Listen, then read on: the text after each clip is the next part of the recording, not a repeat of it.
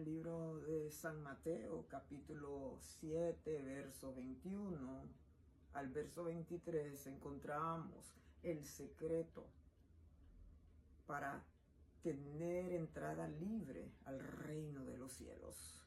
No todo el que me dice Señor, Señor, entrará al reino de los cielos, sino el que hace la voluntad de mi Padre. En aquel día muchos dirán, Señor, en tu nombre, yo eché fuera demonios, yo sané, yo hice milagros en tu nombre. Pero yo les diré, dice el Señor, no os conozco, apartaos de mí, obradores de maldad. ¿Cuál es el secreto entonces para entrar al reino de los cielos? El que hace la voluntad del Padre.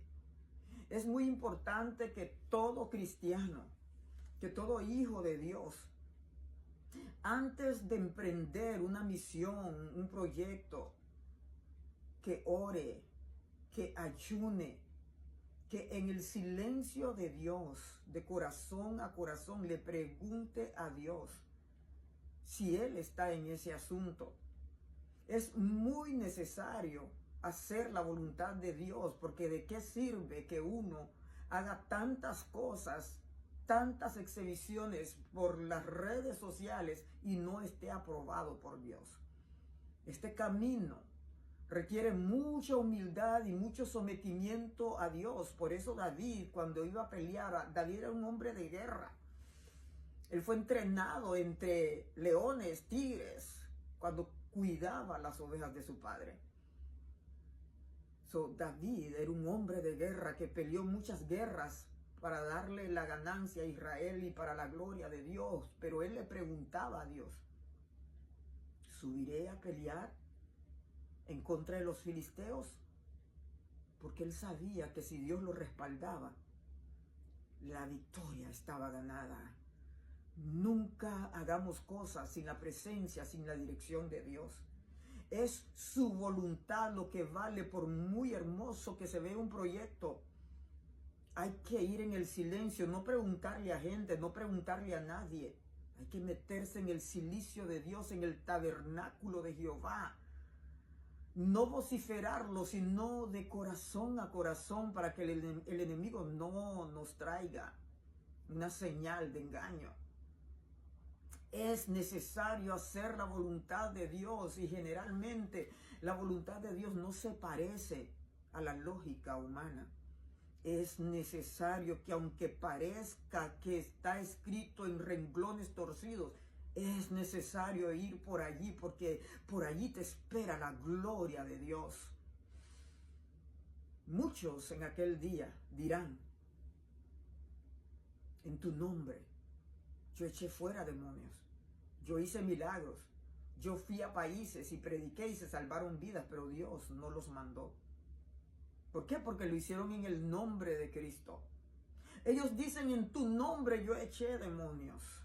Y si hay algo que Dios hace es respaldar el nombre de aquel que se humilló, aquel que dejó su trono, aquel que pagó el precio por nuestros pecados, por nuestras sanidades, por nuestras liberaciones. Es en el nombre, esa es la firma de la oración. Esa no retorna atrás vacía. En tu nombre. Todo lo que hacemos es en el nombre de Jesús, pero depende si estamos obedeciendo a los estatutos de Dios. Porque si vamos más allá, en Romanos capítulo 11, verso 29, dice que irrevocables son los dones y el llamamiento de Dios. La palabra irrevocable significa que un llamado nadie te lo puede quitar. Aún cuando la persona anda mal, tiene los dones y tiene el llamado. Aún cuando la persona se perdió, que Dios nos guarde a todos, nos cubra con su sangre, la persona tiene el llamado. Yo he visto personas ya perdidas, ya sentenciadas y condenadas en el mundo. Esto es bien triste. Pero tienen el don y tienen el llamado. Todavía se les ve. Todavía hacen milagros porque el don está allí. Y este es el engaño de hoy en día, que los ojos del pueblo de Dios tenemos que abrir más los ojos.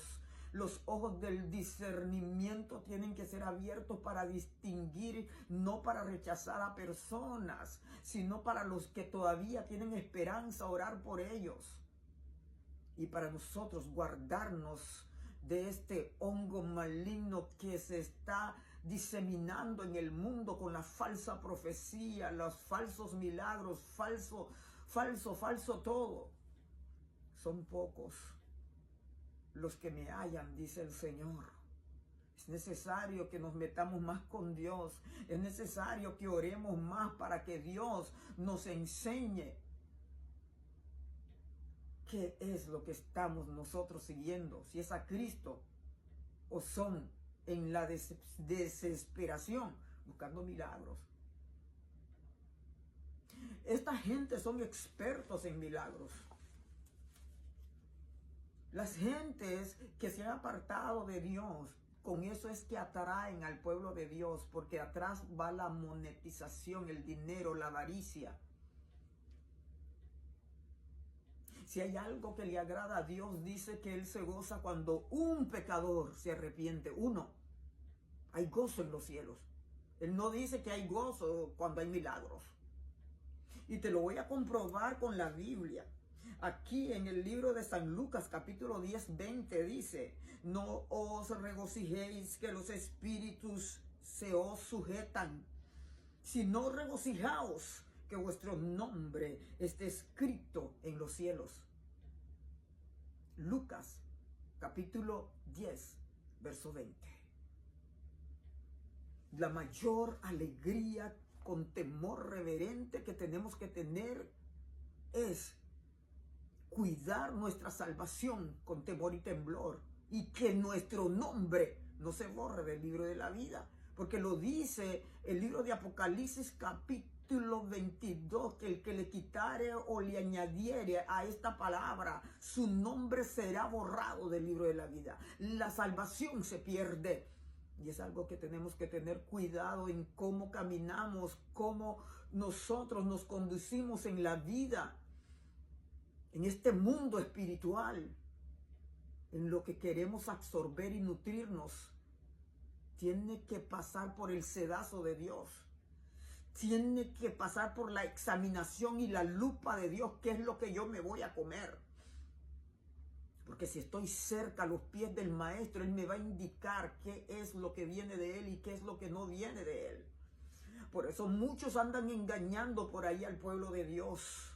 Y aún estamos a tiempo, aún cuando la puerta está por cerrarse. De un momento a otro, Cristo viene a las nubes a levantar un pueblo digno, santo, que se dejó corregir, que se humilló delante de su presencia.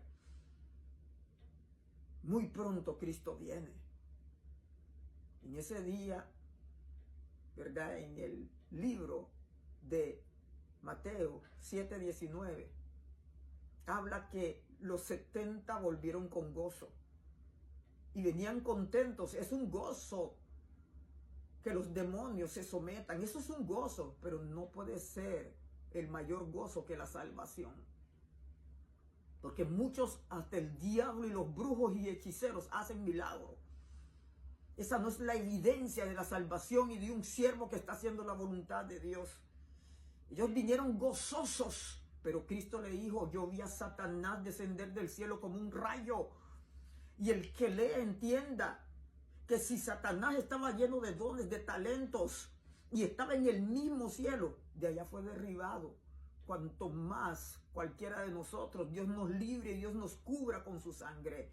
En el nombre poderoso de Jesús, que tenemos que cuidarnos en este mundo, cuando todo está caminando en el cumplimiento de la profecía, engañando y siendo engañados, dice el libro de Timoteo y dice el libro de Mateo, que la proliferación de falsos profetas, falsos maestros, falsos cristos, que nada nos mueva de nuestra manera de pensar conforme las Escrituras, para que podamos caminar en la voluntad de Dios al lado del Maestro.